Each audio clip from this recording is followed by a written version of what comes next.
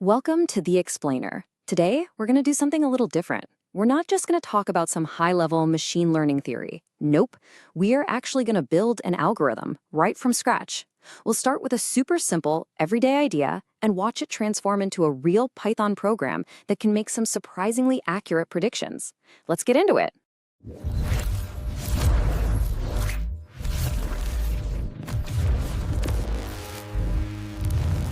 You've probably heard some version of this saying before, right?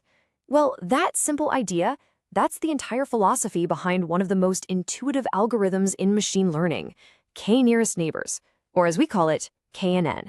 It's all about the power of who you're close to. So what exactly is KNN? At its very heart, it's an algorithm that figures out what something new is by looking at what's closest to it.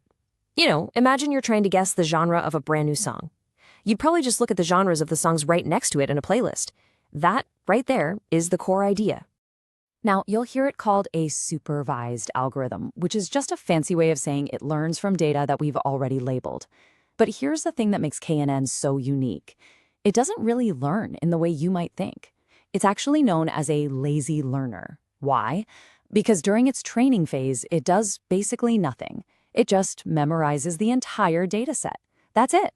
All the real work, all the heavy listing, happens at the very last second when it's asked to make a prediction. And the algorithm works exactly like that. When it sees a new, unknown data point, it doesn't have some complicated model it consults.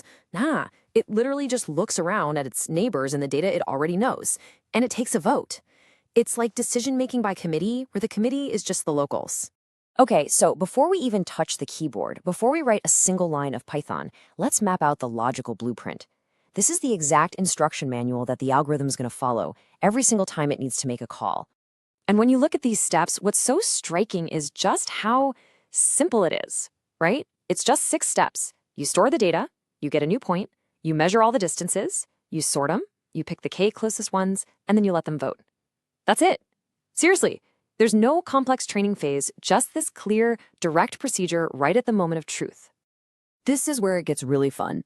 How do we take this simple, logical plan and turn it into actual working Python code?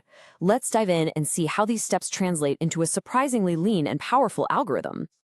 All right, we're going to build this thing with just Python and the NumPy library. That's it.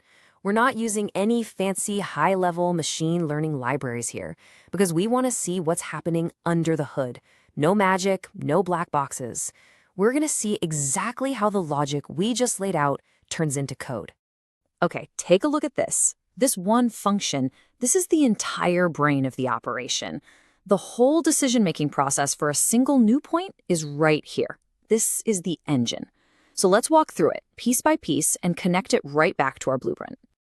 All right, so when our function gets a new unknown point, what's the very first thing it has to do? It has to measure how far away that new point is from every single point it has already memorized.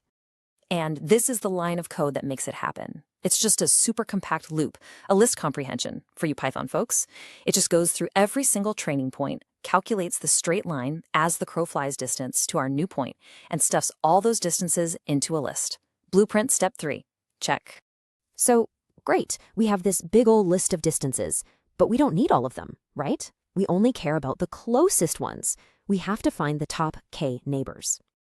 And this is where a library like NumPy is just beautiful.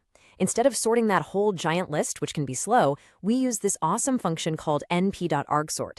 It doesn't give us the sort of distances, it gives us the positions, the original indices of the closest points. Then we just slice off the first k of them. It's an incredibly fast and elegant way to find our closest neighbors. All right, we've identified the closest neighbors, we know who they are. Now it's time for the final step in our logic. We ask them what they are, and we let them vote. And this is the code that holds the election. We grab the labels of our k neighbors, and then we use Python's built-in counter, which is basically just a super fast way to tally up votes. The dot most common 1 bit simply asks, who won, and that winner becomes our final prediction. Okay, so we've seen the logic, we've seen the code, which is maybe 30 lines total. But the million-dollar question is, does our little from-scratch algorithm actually work on a real data set? And the answer is absolutely yes. It works incredibly well. We tested our code on the classic iris flower dataset. It's a famous benchmark. And look at that, over 97% accuracy. That's a fantastic result, and it just goes to show how powerful this simple, straightforward logic can really be. So, we built the algorithm. We know it works. But building it is only half the battle. To use it effectively out in the wild, well, it all comes down to one single critical choice that you have to make. I'm talking about K. Everything, and I mean everything, depends on picking the right K. If you pick a K that's too small, say K equals 1, your model gets really twitchy. It's too sensitive to noise and outliers. That's called overfitting. On the other hand, if K is too big, the model becomes too simple. It smooths everything out and misses the important little details in the data. That's underfitting. You're looking for that Goldilocks spot right in the middle. So let's wrap this up. What do you absolutely need to remember? First, KNN is a lazy learner. All the action happens at prediction time. Second, the logic is as simple as it gets. Distance, neighbors, vote.